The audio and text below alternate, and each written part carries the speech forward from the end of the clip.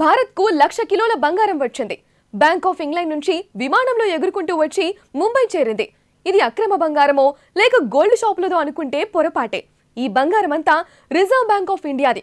అవును, reserve bank వద్ద భారీగా బంగారం ఉంది.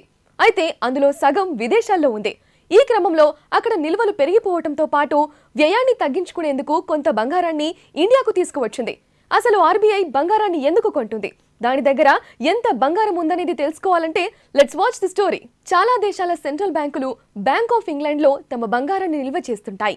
అదే బాటలో ఆర్బీఐ సైతం ఆ బ్యాంకులో పెద్ద ఎత్తున పసిడిని నిల్వ చేస్తూ వచ్చింది. 2024 మార్చి ముగిసే నాటికి ఆర్బీఐ వద్ద 822.1 టన్నుల బంగారం ఉంది. దీంట్లో 413.8 టన్నులు ఇతర దేశాల్లో నిల్వ చేసి ఉంచింది. అయితే అక్కడ నిల్వలు పెరిగిపోవడంతో పాటు వ్యయాన్ని తగ్గించుకోవాలనే ప్రణాళికలో భాగంగా 100 టన్నుల బంగారాన్ని ఆర్బీఐ దేశానికి తీసుకొచ్చింది. 1991లో భారత్ తీవ్ర విదేశీ మారక సంక్షోభాన్ని ఎదుర్కొంది. ఆ సమయంలో ముందు జాగ్రత్త చర్యగా ఆర్బీఐ పసిడి నిల్వల నుంచి కొంత భాగాన్ని యూకేకు తరలించింది. ఆ తర్వాత ఇంత పెద్ద మొత్తంలో బంగారాన్ని తీసుకురావడం ఇదే తొలిసారి. రానున్న రోజుల్లో మరింత బంగారాన్ని భారత్కు తీసుకువచ్చే అవకాశం ఉంది.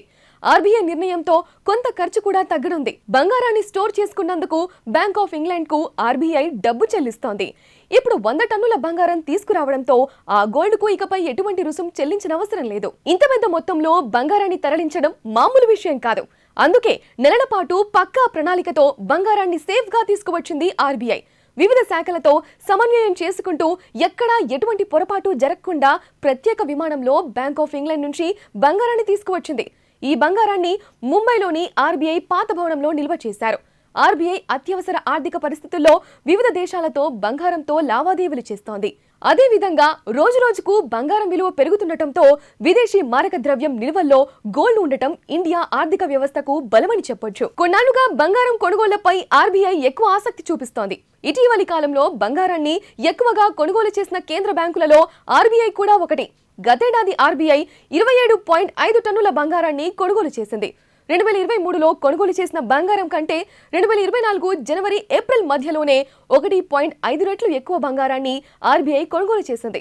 ఆర్థిక సవాళ్లు ఎదురైనప్పుడు వ్యూహాత్మకంగా వ్యవహరించేందుకు ఆర్బీఐ గోల్డ్ నిల్వలను పెంచుకుంటోంది.